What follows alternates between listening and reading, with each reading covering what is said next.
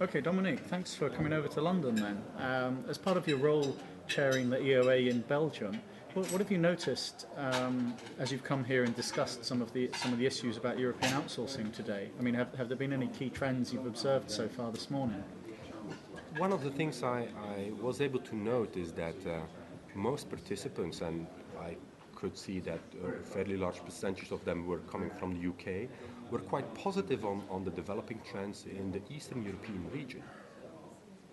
So I don't know if that is outward looking from the UK or if that is really based on what is currently happening in the Eastern European market, but that has mainly come to my notice, in fact. Yeah. Okay. I think your day job is with Deloitte, and Deloitte has got a new report coming out in about a week on the IT business balance. Maybe you could sort of give us a sort of preview some of the key points from that. Of the things the main findings, the key findings with respect to the outsourcing part of the IT business balance survey. We have tried to reach out to the EMEA community this year in trying to involve companies in Belgium, the Netherlands, Italy, France, South Africa and Turkey.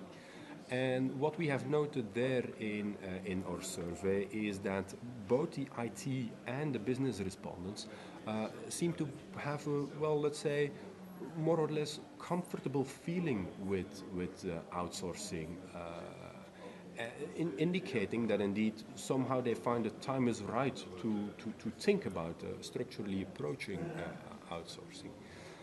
On the downside, however, we have also noted that many of those companies indicated that, well, they would not structurally approach outsourcing, mainly relying on body shopping and on a need-to-have basis, so on a project-by-project basis. So we believe that most companies have a more elevated comfort feeling, that senior management has a comfort feeling with outsourcing, yet they, well, believe to mainly approach it as from a delivery point of view, from not a strategic point of view. You didn't mention the UK at all. Does the survey focus mostly on continental Europe then? Exactly, the survey focuses on continental Europe. We started the initiative in Belgium, but given the fact that Belgium is well, mainly a country of mid-market companies, we don't have so much international decision centers in Belgium. We decided to broaden it and also have countries in there which have large decision centers into it. And we are mainly focusing on the continental Europe EMEA zone. From within continental Western Europe then, do you see a difference in attitude about Eastern Europe compared to, let's suppose if you were a buyer of services from France, Belgium, Germany, I mean compared to what you're hearing today, some of the UK buyers talking about, is it treated entirely differently? Well, we didn't really ask the question in the survey what their perception is vis-à-vis the Eastern European offshoring or nearshoring market.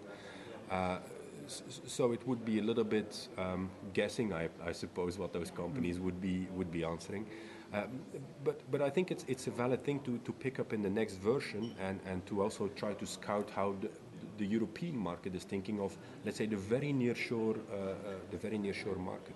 But one of the things I have noted today also in the conference is that when one of these questions was asked, the vast majority, I believe, was indicating that the Eastern European outsourcing nearshoring zone would mainly be used for, well, on a project, depending on a project-by-project basis, given the language differences in that market. And I personally believe that this will be barrier for the Eastern European market to overcome in terms of or having a good set of well-skilled English-speaking people, or focusing with a couple of companies on a special service or on a specific industry, for instance. Okay, Dominique, that's great. Thank you very much. Thank you.